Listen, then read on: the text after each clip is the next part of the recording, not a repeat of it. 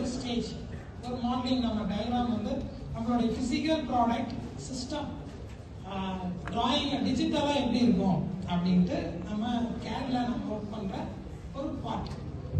அதில் வந்து நம்ம மெட்டீரியல் செலெக்ஷன் இருக்கு, மெட்டீரியல் ஆப்டிமைசேஷன் இருக்கு, மாடலிங் இருக்கு, தென் அனாலிசிஸ் இருக்கு. இது எல்லாமே சேர்த்துனது தான் கம்ப்யூட்டர் எய்டட் டிசைன்.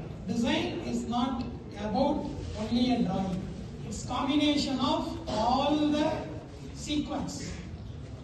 மெட்டீரியல்ஸ்ல செலக்ஷன்ல இருந்து, அப்ளிகேஷன்ஸ்ல இருந்து, ஆப்டிமைசேஷன்ல இருந்து, சம் கரெக்ஷன்ஸ்ல இருந்து எல்லாத்தையும் நம்ம கேரி அவுட் பண்றதா game.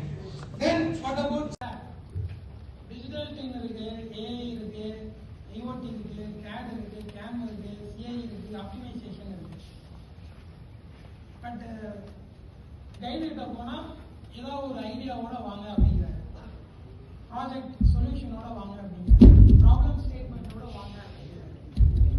Then how to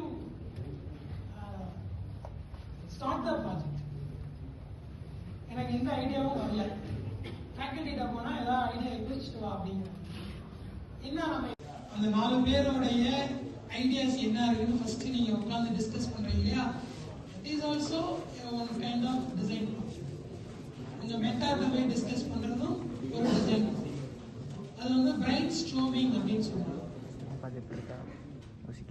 mainly and about making R&D decision. நம்ம வந்து சம் R&D டெசிஷன்ஸ் எடுத்ததுக்கு அப்புறம் நம்ம எதுல நம்ம போகலாம்,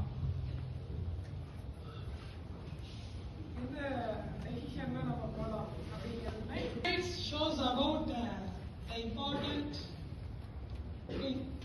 தட் இஸ் அந்த பல்ப் மாதிரி இருக்கு இல்லையா, அதுல வந்து உங்களுக்கு ஃபர்ஸ்ட் வந்து poster ideas, then focus ideas, develop ideas, prototype and the trials, product development and the launch. So this is the sequence you have to follow. So இது என்ன வருது அப்படின்னா focus idea உங்களுக்கு தெரியும். So focus is a simple English terminology so that you can easily understand. அதுக்கு முன்னாடி poster ideas இருக்கு இல்லையா? So what is that poster ideas?